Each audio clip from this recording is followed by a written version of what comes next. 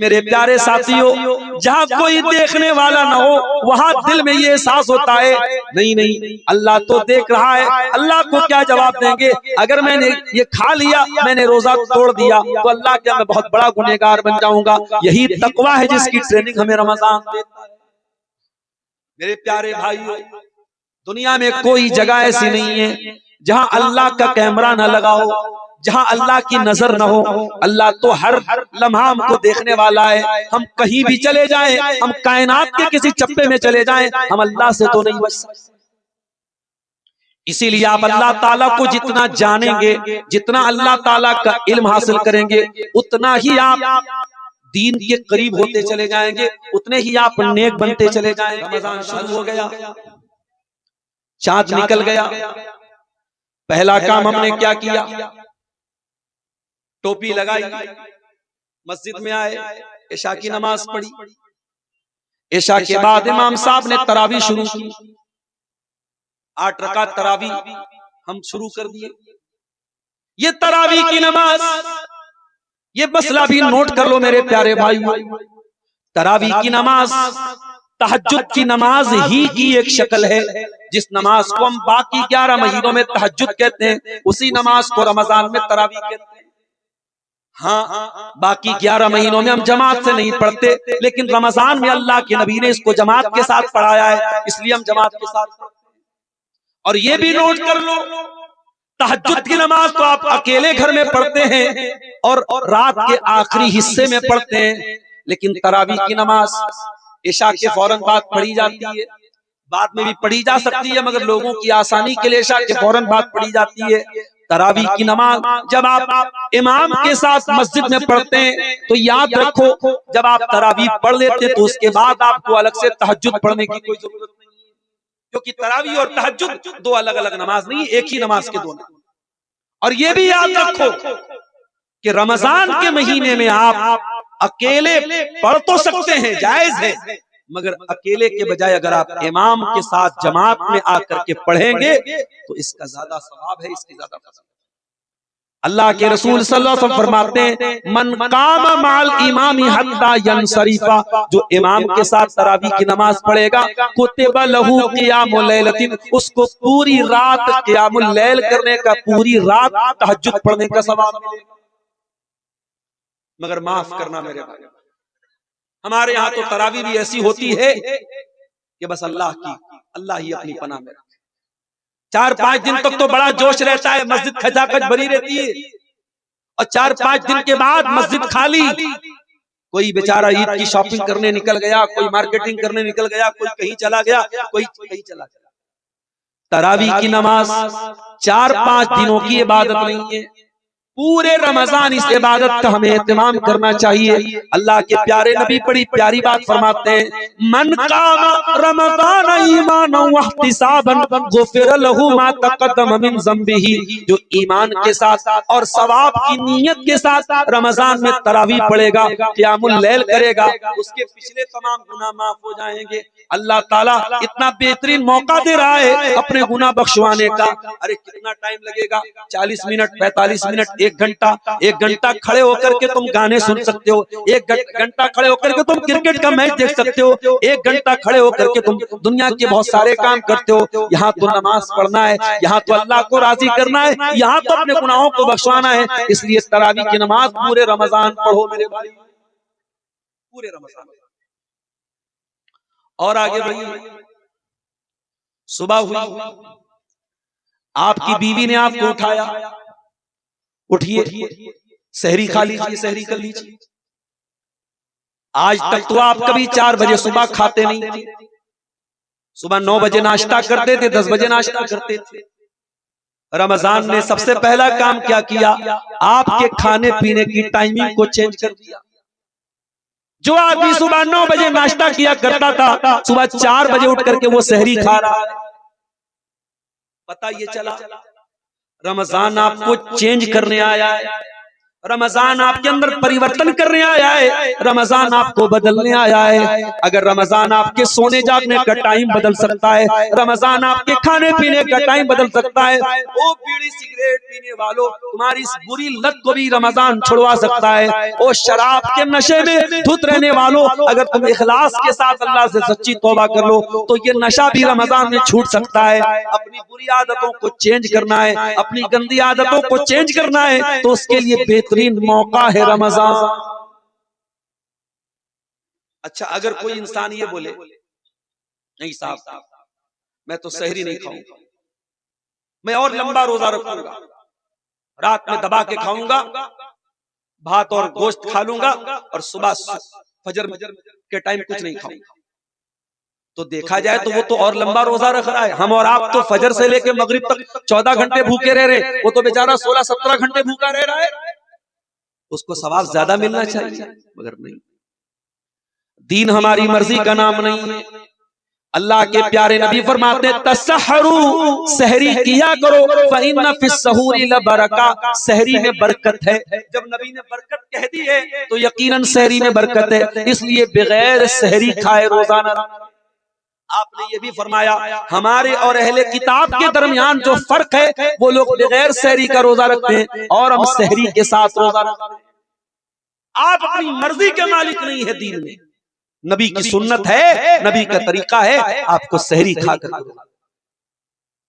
और ये भी मैं बता दूं, बहुत सारे लोग क्या करते हैं, सहरी खा लिए दबा के बिल्कुल, उसके बाद सो गए, फजर की नमाज कहाँ गई, इस तरह से। याद रखो मेरे प्यारे साथियों, इस्लाम के 5 अरकान में तौहीद के बाद दूसरा रुकन नमाज है और रोजा चौथे नंबर पे आता है।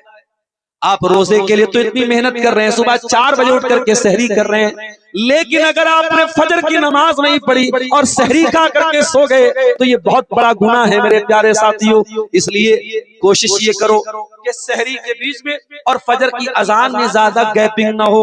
अगर मान लीजिए फजर की अजान सुबह 5 बजे हो रही है तो आप कोशिश करें 15 मिनट पहले आप सहरी खा लें, और सहरी के बाद जो टाइम बचा है उस टाइम को बिस्तर पे न गुजारें, सो करके न गुजारे, बिस्तर पे न जाएं।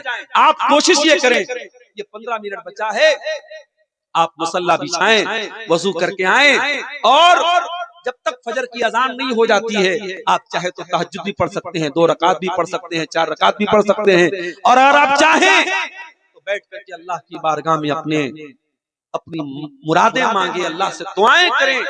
उस बेहतरीन वक्त को, वो सहरी का वक्त है, वो बरकत का वक्त है, उस वक्त की दुआ कबूल होती है, उस वक्त दुआ करें। मेरे प्यारे साथियों, बड़े बदनसीब हैं वो लोग जो सहरी खा करके सो जाते हैं और फजर की नमाज भी।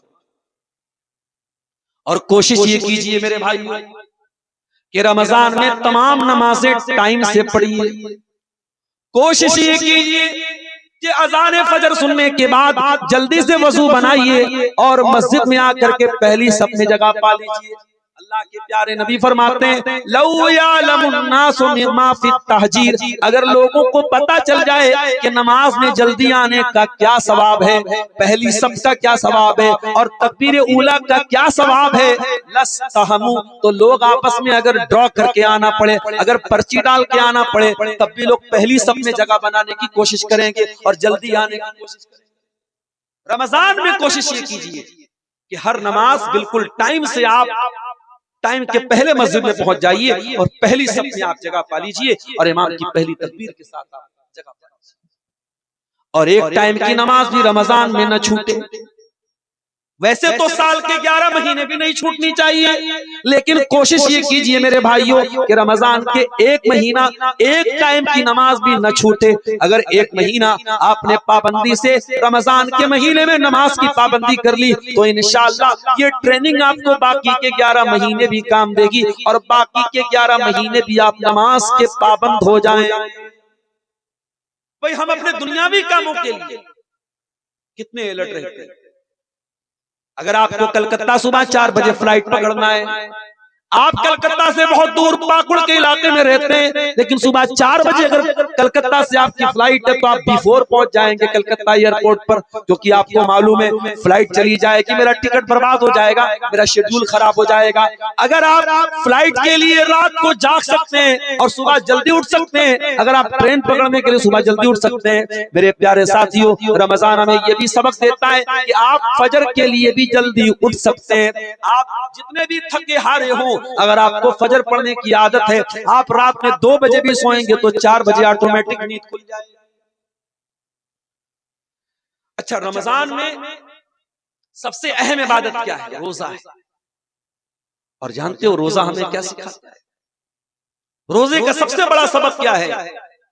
रोजा हमें सब्र सिखाता है, और सब्र का मतलब होता है अपने आप को कंट्रोल करना।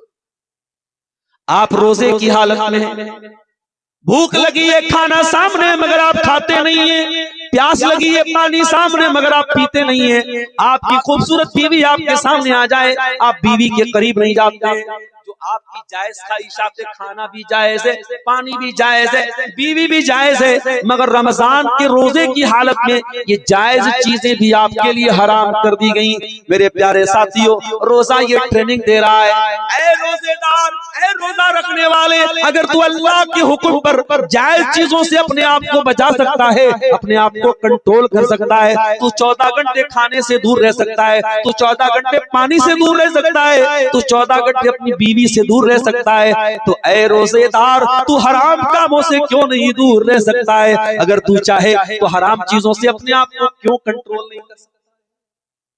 इसीलिए रोजे के बारे में अल्लाह के नबी कहते हैं कि रोजा अल्लाह ताला को बहुत पसंद है। अल्लाह के नबी फरमाते हैं कि अल्लाह ताला कहता है कि आदम के बेटे का हर अमल 10 गुना से लेकर 700 गुना तक उसका सवाब मिलता है, इल्ला सौम, सिवाय रोजा के। रोजे का सवाब अल्लाह ने क्लियर नहीं बताया। हर नेकी का सवाब 10 गुना से लेकर के 700 गुना तक मिलेगा, मगर रोजे पर कितना सवाब मिलेगा ये अल्लाह ने क्लियर नहीं बताया। फरमाया उसको मैंने सीक्रेट रखा है, क्योंकि रोजा एक सीक्रेट इबादत है। जब रोजा सीक्रेट है तो रोजे का सवाब भी सीक्रेट है। आप भाई, हो सकता है कि आपने कमरा बंद करके खा लिया हो, पी लिया हो, और बाहर आए हो, मुंह को पोंछ के आए हो, और चेहरा ऐसा लटकाए हो जैसे लग रहा हो सबसे बड़े रोजेदार आप हैं। तो रोजा आपके और अल्लाह के बीच का मामला है, सीक्रेट मामला है। जब रोजा सीक्रेट है तो रोजे का सवाब भी सीक्रेट है। अल्लाह ताला कहता है इल्ला सौम व इन्नहु ली व अना अजज़ी बिही, रोजा मेरे लिए और मैं ही उसका बदला दूंगा। यदउ तामहु व शराबहु व शहवतहु मिन अजली, मेरा बंदा मेरे लिए अपना खाना छोड़ता है, मेरे लिए अपना पानी छोड़ता है, और मेरे लिए अपनी ख्वाहिशात को कुर्बान करता है। लिहाजा इस रोजे का क्या बदला है ये मैं ही बताऊंगा। और रोजे का एक बदला मैं आपको बता दूं, एक सवाब बता दूं। जन्नत में 8 दरवाजे होंगे। रोजा इतनी बड़ी इबादत है कि जन्नत के 8 दरवाजों में अल्लाह ताला ने एक गेट अलग से बनाया। उन 8 दरवाजों में एक दरवाजा सिर्फ रोजेदारों के लिए बनाया गया, और उस दरवाजे का नाम बाबुर रैयान है। उस दरवाजे से रोजेदार लोग जाएंगे, उस दरवाजे से 14-14 घंटे भूख और प्यास की तकलीफ बर्दाश्त करने वाले जाएंगे। शाम हो गई, इफ्तार का टाइम आ गया, आप मार्केट में घूम रहे हैं, मत कीजिए ऐसा। अगर आपको मालूम है कि इफ्तार का टाइम 6 बजे है, कोशिश ये कीजिए 5:30 बजे घर आ जाए।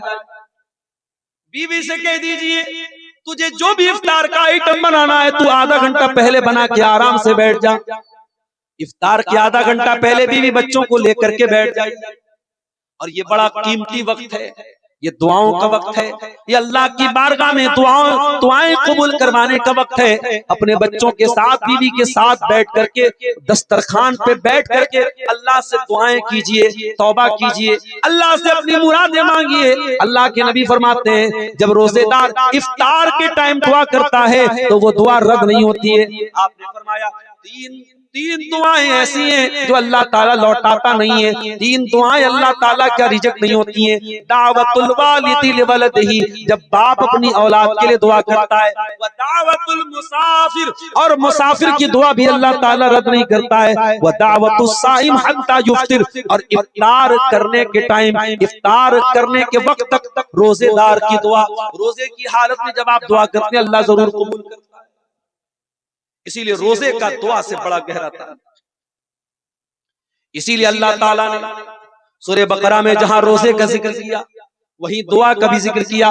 फरमाया वइज़ा सालक इबादी अन्नी व इन्नी करीब, ऐ मेरे नबी जब आपसे मेरे बंदे मेरे बारे में सवाल करें उनको बता दीजिए कि मैं करीब हूँ। उजीबु दावत दाई इज़ा दान, मैं दुआ करने वाले की दुआ को जरूर सुनता हूँ। शर्त यह है फलयस्तजीबू ली वल युमिनू बी लअल्लहुम यरशुदून, मेरे बंदे मेरी बात मान ले और मेरे बंदे मेरे ऊपर ईमान ले आए, मैं जरूर उनकी दुआ को सुनूंगा। तो रमजान में खूब दुआएं करो मेरे प्यारे से। और आगे बढ़िए, रमजान कुरान का महीना है। रमजान में कुरान उतारा गया। शहरु रमजान अल्लज़ी उन्ज़िला फ़ीहिल कुरान, रमजान के महीने में कुरान उतारा गया। हुदल लिन्नास, जो पूरी मानवता के लिए मार्गदर्शक बन के आया, पूरी इंसानियत के लिए हिदायत का रास्ता लेके आया। हुदल लिन्नास व बय्यिनातिन मिनल हुदा वल फुरकान, और कुरान की आयतें सच्चाई को खोल खोल के बयान करती हैं, हिदायत को खोल खोल के बयान। मौलाना असलम हक्कानी साहब बड़े अच्छे ताल्लुकात हैं मेरे उनके साथ।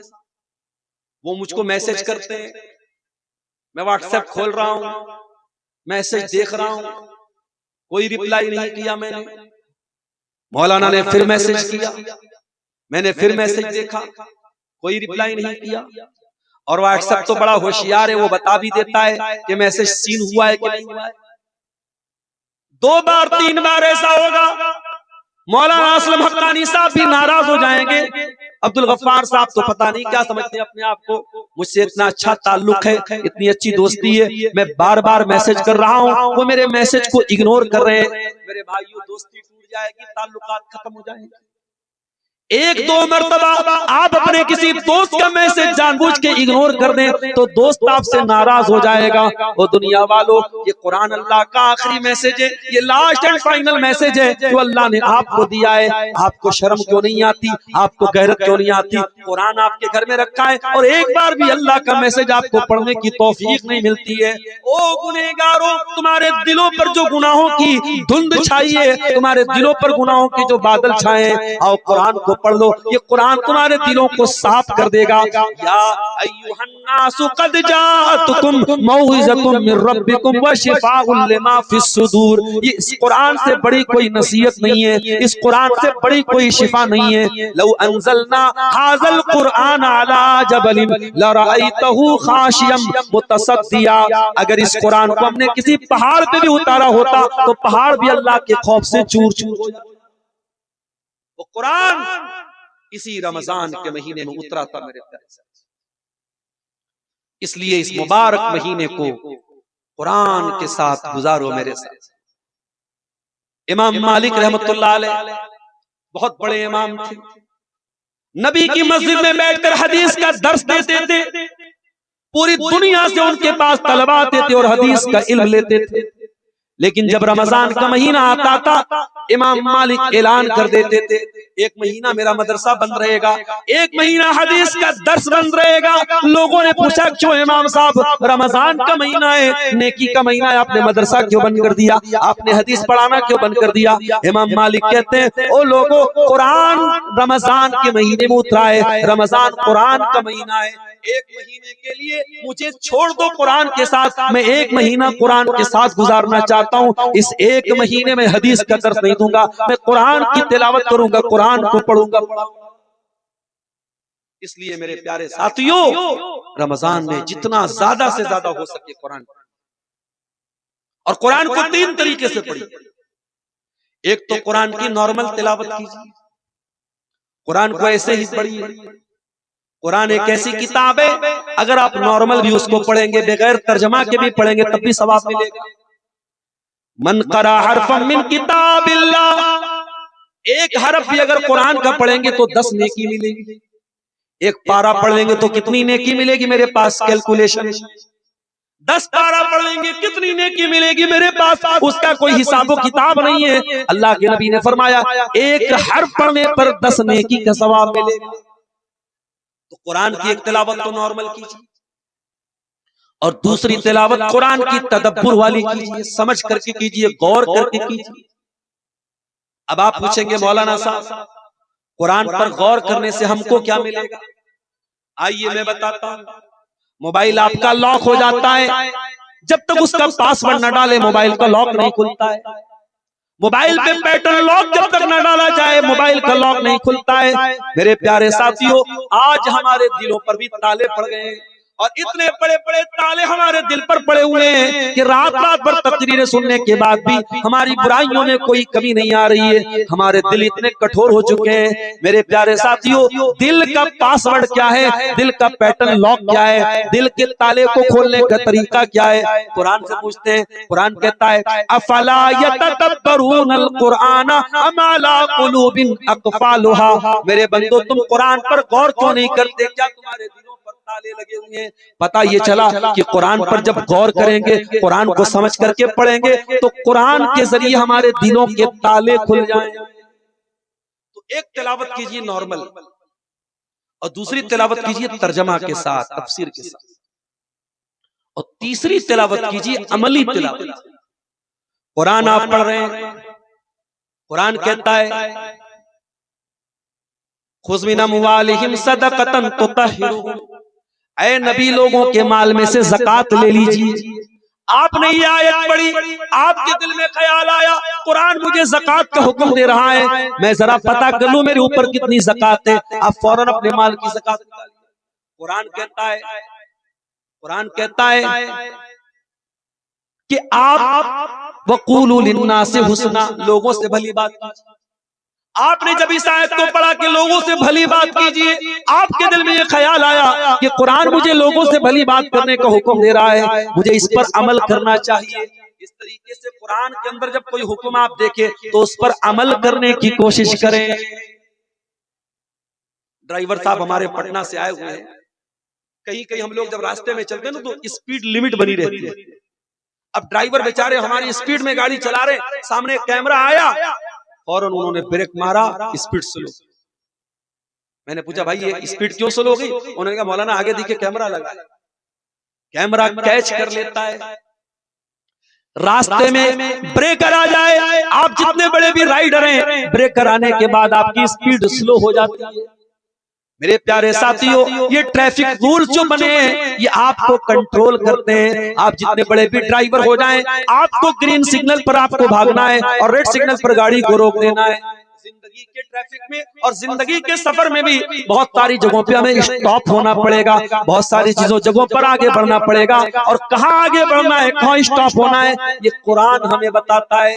इसलिए जब कुरान को पढ़ा करो तो कुरान के सिग्नल को फॉलो किया करो। हजरत उमर फारूक रजी अल्लाह ताला अन्हु एक मर्तबा बैठे हुए थे, एक बदतमीज आदमी उनके पास आया और उसने कहा अय अमीरुल मोमिनीन इन्नका मा तातीना बिल जज़ल, आप हमें कोई तोहफा ताइफ नहीं देते, वला तहकुम बैनना बिल अदल, और आप हमारे साथ अन्याय करते, इंसाफ नहीं करते।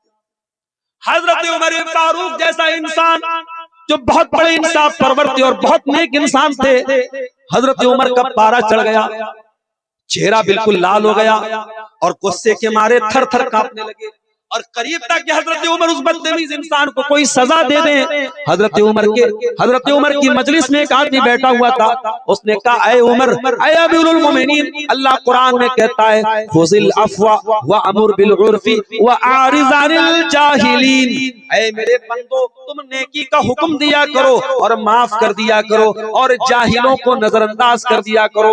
ऐ अमीरुल मोमिनीन, कुरान कहता है कि जाहिलों को नजरअंदाज कर दो। ऐ हजरत उमर, ये आदमी जाहिल है, इसको नजरअंदाज।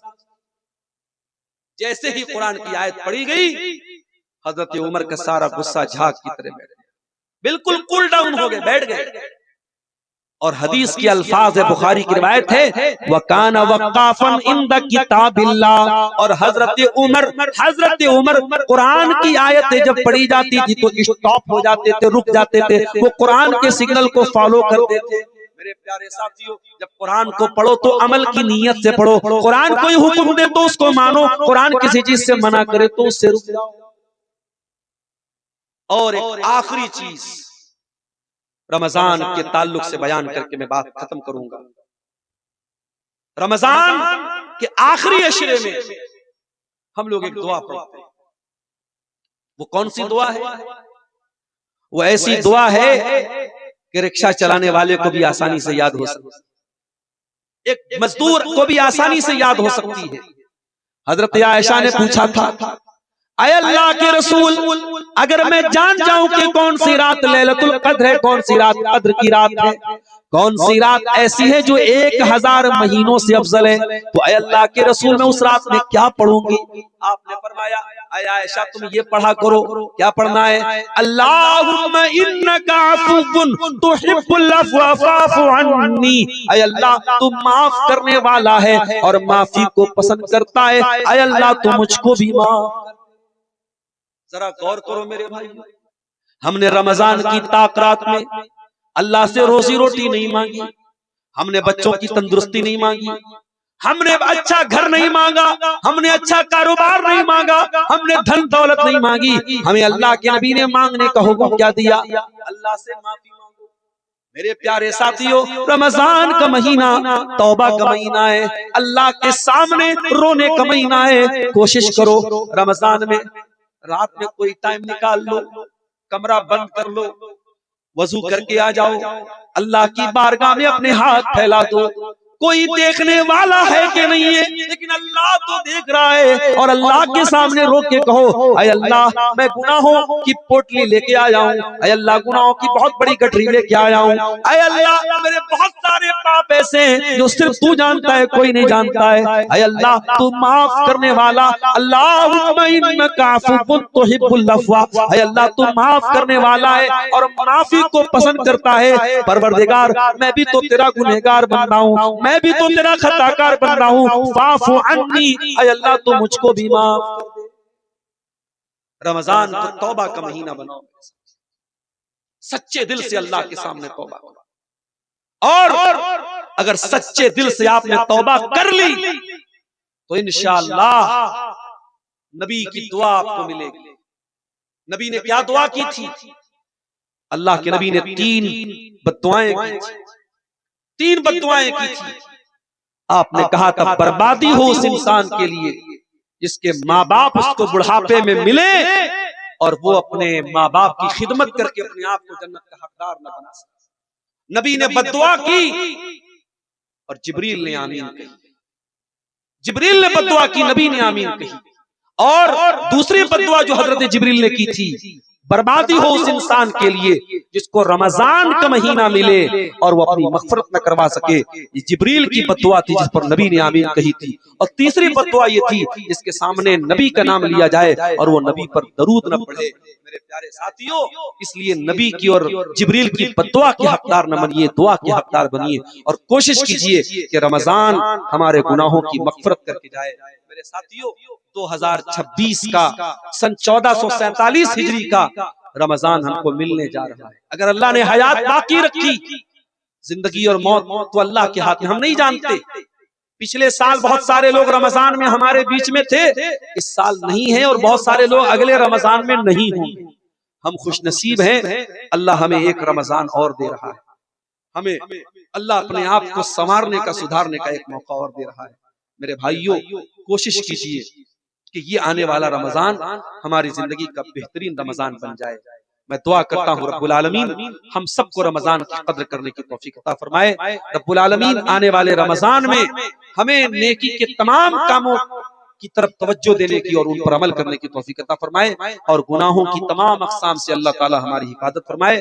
खास तौर से नौजवानों से एक बात कहना चाहूंगा कि अपने मोबाइल को और सोशल मीडिया को कम से कम 1 महीने के लिए थोड़ा आराम दे दो मेरे भाई।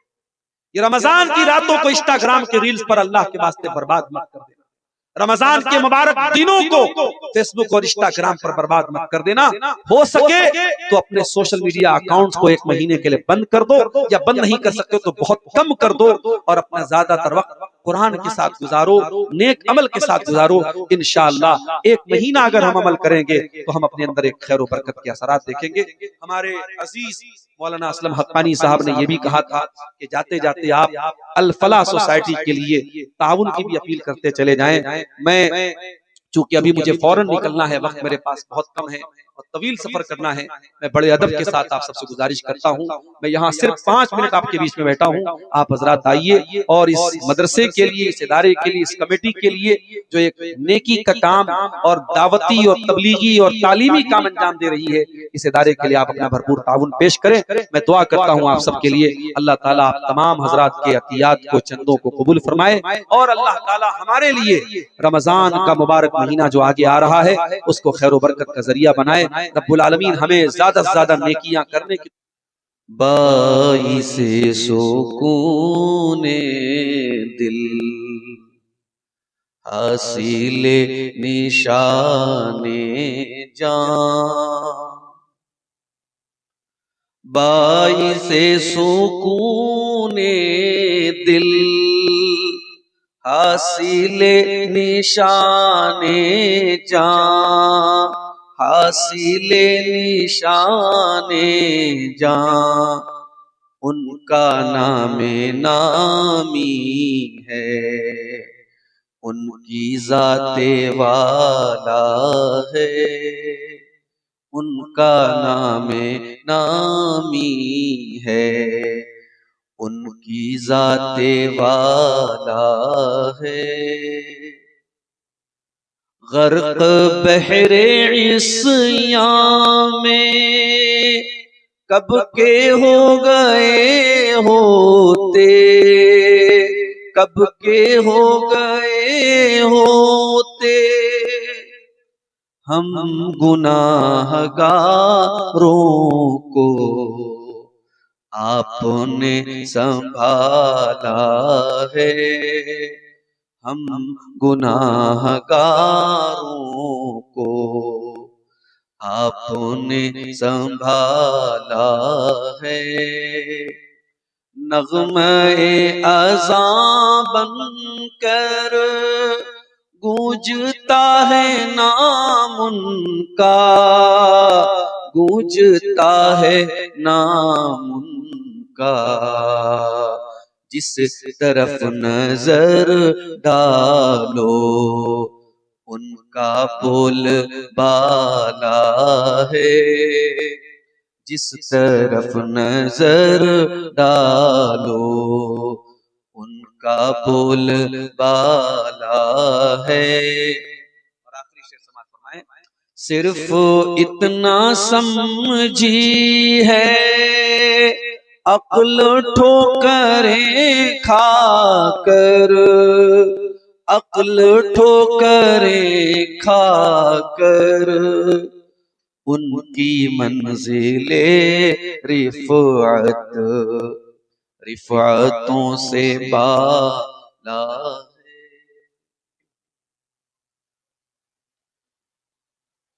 मोहतरम उलमाए किराम,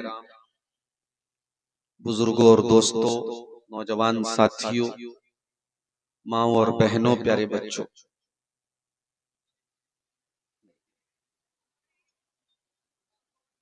इस इलाके की एक बहुत ही मोहतरम शख्सियत, जिनकी आज भी जब याद आती है तो दिल तकलीफ से भर जाता है। शेख मुफ्ती अब्दुल अजीज हक्कानी रहमहुल्लाह का ये गांव और उनके साहबजादे शेख असलम हक्कानी और उनके छोटे भाई शेख अजमल सलफी, जो हमारे क्लास फेलो भी रहे हैं जामिया सल्फिया बनारस, इन दोनों भाइयों की सरपरस्ती में चलने वाले इदारे और ट्रस्ट अल फलाह एजुकेशनल सोसाइटी के ज़ेरे एहतिमाम आज का ये प्रोग्राम सोनाकोड़ की सरजमीन पर मुनक़िद हुआ है। प्रोग्राम की निज़ामत हमारे फाजिल दोस्त जमात अहले हदीस के मशहूर खतीब और शायर शेख जमील अख्तर शफीक तैमी हफिज़हुल्लाह फरमा रहे हैं। मुझे बड़ी खुशी हुई, बड़े दिनों के बाद आज शेख से मुलाकात हुई।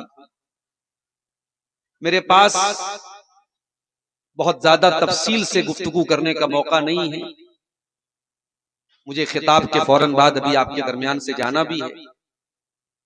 मैंने आपके सामने कुरान करीम के दूसरे पारे की बहुत मशहूर आयत पढ़ी है और इस आयत का ताल्लुक आज से तकरीबन 5 दिनों के बाद जो महीना शुरू होने वाला है उस महीने से इस आयत का बड़ा गहरा ताल्लुक।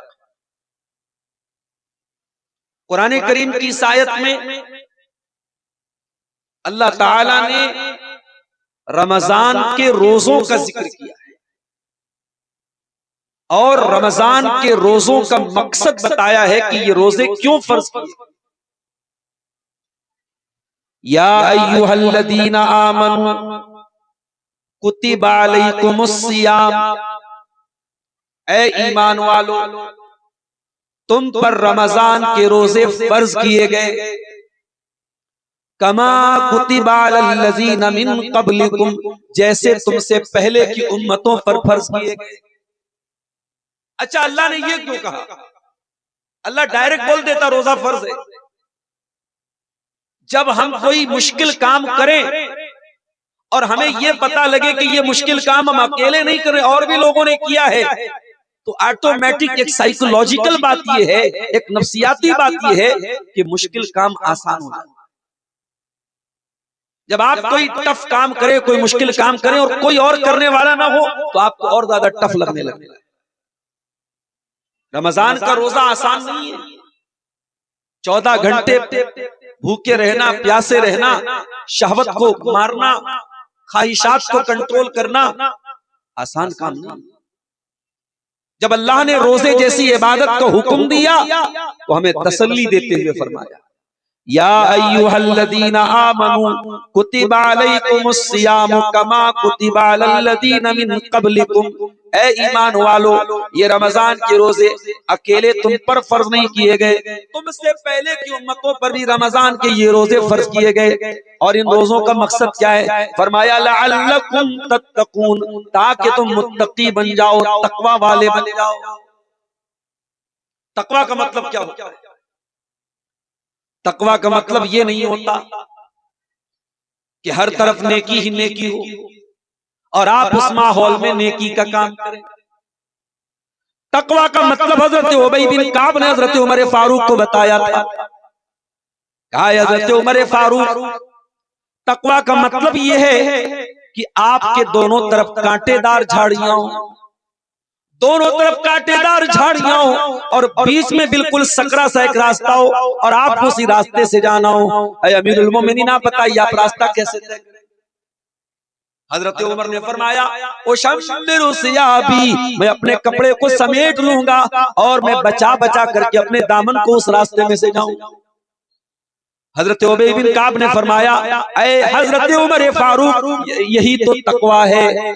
जिंदगी में दोनों तरफ से ख्वाहिशात के भी कांटे आपके सामने आएंगे, शैतान का फेंका हुआ जाल भी आपके सामने आएगा, शैतान के फेंके हुए कांटे भी आपके सामने आएंगे और इन कांटों के बीच में अल्लाह के दीन पर चलना, इन कांटों के बीच में अल्लाह की मर्जी के मुताबिक जिंदगी गुजारना, यही तो तकवा है। तो रोजे का असल मकसद हमें और आपको मुत्तकी बनाना है। इसीलिए जब रमजान का महीना आता है, चाहे वो फरवरी में, इस साल तो फरवरी में पड़ रहा है, हमने तो मई और जून के महीने में भी रमजान देखा। सख्त गर्मी का मौसम है, फजर के टाइम आपने सहरी खाई है, जोहर का टाइम आया, 12:30 बज गए, 1 बज गए और आपका प्यास अलग से सूख करके कांटा हो रहा है। आप मस्जिद में जोहर की नमाज पढ़ने के लिए आए, आपने वजू का पानी अपने मुंह में डाला, आपका प्यास आपका हलक बिल्कुल सूखा हुआ है। आप अगर वजू के पानी के 2-4 कतरे अगर हलक के नीचे उतार भी ले तो कौन देखने वाला है? वहां पे कोई कैमरा तो नहीं लगा है, कोई रिकॉर्डिंग करने वाला तो नहीं है, कोई किसी को बताने वाला भी नहीं है। आप अगर 2-4 पानी के घोंट अपनी सूखी हुई हलक में डाल दें, कौन रोक सकता है मेरे भाई? मगर यहीं पर आपके तकवा का इम्तिहान है। वो कौन सी ताकत है जो गर्मी के बावजूद और प्यास के बावजूद और पानी मुंह के अंदर जा रहा है, लेकिन पानी को हलक के नीचे उतारने से कौन सी चीज आपको रोक रही है? उसी चीज का नाम तकवा है मेरे साथ। इसीलिए अल्लाह फरमाता है, या अय्युहल्लज़ीना आमनू कुतिबा अलैकुमुस्सियाम कमा कुतिबा अलल्लज़ीना मिन क़ब्लिकुम लअल्लकुम तत्तकून। ऐ ईमान वालो, ये रमजान के रोजे तो तुमको मुत्तकी बनाने के लिए फर्ज किए गए। और ये बात याद रखो, क़यामत तक आपको कभी ऐसा माहौल नहीं मिलेगा जहां शैतान आपको बहकाए नहीं। शैतान तो बहकाएगा मेरे साथ। मेरी प्यारी माओ बहनों, आप अगर तसव्वुर करती हैं ऐसे समाज का जहां शैतान आपको बेपर्दगी करने पर न उभारे, ऐसा माहौल तो नहीं मिलेगा। शैतान तो चाहेगा लड़की बेपर्दा हो जाए, शैतान तो चाहेगा लड़का बदकार हो जाए, शैतान तो चाहेगा कि आप शराब पिए, शैतान तो चाहेगा आप ज़िना करें, शैतान तो चाहेगा आप गलत काम करें। और शैतान ने इसी का ठेका लेके रखा है। शैतान ने अल्लाह से वादा किया था, सुम्मा लातियन्नहुम मिन बैनि अयदीहिम व मिन खल्फिहिम व अन अयमानिहिम व अन शमाइलिहिम व ला तजिदु अक्तरहुम शाकिरीन। ऐ अल्लाह, मैं तेरे बंदों को आगे से भी बहकाऊंगा, पीछे से भी बहकाऊंगा, दाएं तरफ से भी बहकाऊंगा, बाएं तरफ से भी बहकाऊंगा, व ला तजिदु अक्तरहुम शाकिरीन। और अल्लाह, मैं कमिटमेंट करता हूं, मैं वादा करता हूं, ऐ अल्लाह, तेरे ज्यादातर बंदे तेरे नाशुक्रे बन जाएंगे, तेरे ज्यादातर बंदे तेरे नाफरमान बन जाएंगे। रमजान हमें शैतान के जाल से बचने की ट्रेनिंग देता है। और इसीलिए आप देखिए, आप कमरे में बैठे हुए हैं, आपके कमरे की फ्रिज में तरह तरह के फल फ्रूट भी रखे हुए हैं। असर का टाइम हो चुका है, घड़ी में 4 बज रहे हैं, भूख के मारे बुरा हाल है, प्यास के मारे बुरा हाल है। अभी 2 घंटे के बाद मगरिब की अजान होने वाली है। आप अगर चाहें तो कमरे की कुंडी लगा ले और फ्रिज से केला निकाल के खा ले, सेब निकाल के खा ले, जूस पी ले, कौन रोकने वाला है? लेकिन मेरे प्यारे साथियों, जहां कोई देखने वाला ना हो, वहां दिल में ये एहसास होता है, नहीं नहीं, अल्लाह तो देख रहा है। अल्लाह को क्या जवाब देंगे? अगर मैंने ये खा लिया, मैंने रोजा तोड़ दिया, तो अल्लाह क्या मैं बहुत बड़ा गुनहगार बन जाऊंगा? यही तकवा है जिसकी ट्रेनिंग हमें रमजान देता है। मेरे प्यारे भाइयों, दुनिया में कोई जगह ऐसी नहीं है जहां अल्लाह का कैमरा न लगा हो, जहां अल्लाह की नजर न हो। अल्लाह तो हर लम्हा हमको देखने वाला है। हम कहीं भी चले जाएं, हम कायनात के किसी चप्पे में चले जाएं, हम अल्लाह से तो नहीं बच सकते। इसीलिए आप अल्लाह ताला को जितना जानेंगे, जितना अल्लाह ताला का इल्म हासिल करेंगे, उतना ही आप दीन के करीब होते चले जाएंगे, उतने ही आप नेक बनते चले जाएंगे। हजरत लुकमान अपने बच्चे को क्या नसीहत करते हैं? या बुनय्या इन्नहा इन तकुम मिस्काल हब्बतिन मिन खरदलिन फतकुन फी सखरतिन औ फी समावाति औ फिल अर्दि याति बिहल्लाह। ऐ मेरे बच्चे, अगर एक राई के दाने के बराबर भी कोई चीज होगी, आसमानों में कहीं होगी, जमीन में कहीं होगी, अल्लाह ताला उसको सामने ले आएगा। इन्नल्लाह लतीफुन खबीर, अल्लाह ताला तो बारीक से बारीक चीजों की खबर रखने वाला है। वो रमजान का मुबारक महीना 4-5 दिनों के बाद मेरे भाइयों हम पर साया फलम। अच्छा, रमजान का जब जिक्र आता है तो आपका दिल क्या कहता है? कहीं ऐसा तो नहीं आपके दिल में उदासी छा जाती है? कहीं ऐसा तो नहीं कि आप ये सोच करके परेशान होने लगते हैं, अरे भाई 1 महीना तो भूखे रहना पड़ेगा, 1 महीना मेरा वजन कम हो जाएगा, एक महीना तक मुझे बड़ा कंट्रोल करना पड़ेगा। अगर रमजान का नाम आने के बाद आपके दिल में खुशी के ख्यालात नहीं आते हैं, आप बजाय खुश होने के उदास हो जाते हैं, तो मेरे भाइयों ये भी ईमान के कमजोर होने की निशानी है। जब रमजान का महीना आता था, अल्लाह के प्यारे नबी खुश हो जाते थे और सहाबे किराम को खुशखबरी सुनाते थे। अल्लाह के नबी फरमाते थे, अताकुम रमजान शहरुन मुबारक, ऐ मेरे सहाबा रमजान का महीना आ चुका है, बरकत वाला महीना आ चुका है। तुगल्लु फीहि मरदतुश शयातीन व तुफ्तहु फी अब्वाबुस समा, ऐ मेरे सहाबा वो महीना आ चुका है जिस महीने में शैतानों को कैद कर दिया जाता है, जिस महीने में आसमान के दरवाजे खोल दिए जाते हैं। ऐ मेरे सहाबा इस मुबारक महीने में एक रात है जो 1000 महीनों से अफजल है, और जो उस रात से महरूम हो गया उससे बड़ा बदनसीब कोई नहीं है। रमजान के नाम पे एक्साइटमेंट होना चाहिए, खुशी होनी चाहिए। आप झारखंड में रहते हैं, झारखंड के चीफ मिनिस्टर अगर आपके गांव में आ जाए, आपकी खुशी का और गांव वालों की खुशी का क्या आलम होता है कि हमारे प्रदेश का मुखिया हमारे गांव में आ रहा है। आपके घर में कोई बड़ा मेहमान आ जाए, आप अपने घर की सफाई करते हैं, अच्छा दस्तरखान लगाते हैं, अच्छे नाश्ते पानी का इंतजाम करते हैं, बेहतरीन खाना खिलाते हैं। मेरे प्यारे साथियों, ये दुनिया के बड़े बड़े लोग हमारे घर में मेहमान बन के आए तो हम खुश होते हैं, हम इंतजाम करते हैं, हम एहतमाम करते हैं। और इतना बड़ा बरकत वाला महीना, इतना बरकत वाला महीना जो हमें तकवा की ट्रेनिंग देने आ रहा है, जो हमें गुनाहों को बख्शवाने के लिए आ रहा है, उस महीने का नाम सुन के हम उदास हो जाते हैं। मेरे प्यारे साथियों, इससे बड़ी नाइंसाफी क्या होगी। रमजान का इस्तिकबाल खुशी के साथ। रमजान के सिलसिले में पहला काम हम क्या करते हैं, चांद देखने का हुक्म है। 29वीं तारीख आ जाए, शाबान की 29वीं तारीख आ जाए तो आप टाइम निकाल करके अपने बच्चों के साथ छत पे जाइए, गौर से देखिए, और चांद नजर आ जाए तो कितनी प्यारी दुआ अल्लाह के नबी ने हमको सिखाई है। हम रमजान का चांद देखने के बाद हम क्या दुआ पढ़ते हैं, अल्लाहुम्मा अहिल्लहु अलैना बिल अम्नि वल ईमानि वस सलामति वल इस्लामी रब्बी व रब्बुकल्लाह। ऐ चांद, ऐ अल्लाह, इस चांद को तुम्हारे ऊपर अमन के साथ और ईमान के साथ और सलामती के साथ और इस्लाम के साथ तुलू फरमा। और ऐ चांद, मेरा और तेरा रब अल्लाह है। हमारे मुल्क में भी हमारे गैर मुस्लिम भाई भी चांद देख के त्योहार मनाते, मगर हमारे और उनके कॉन्सेप्ट में बहुत फर्क है।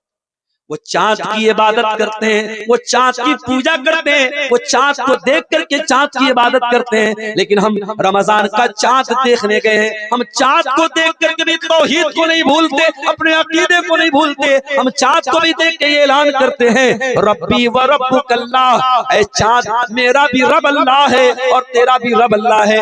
ऐ चांद, हम तुझे देख कर कल से रोजा तो रखेंगे, हम आज रात से तरावी तो पढ़ेंगे, मगर ऐ चांद कहीं तू ये ना समझ लेना कि हम तुझे अपना रब मानते हैं, हम तुझे मुश्किल कुछा मानते हैं। नहीं नहीं, ऐ चांद मेरा भी रब अल्लाह और तेरा भी रब अल्लाह।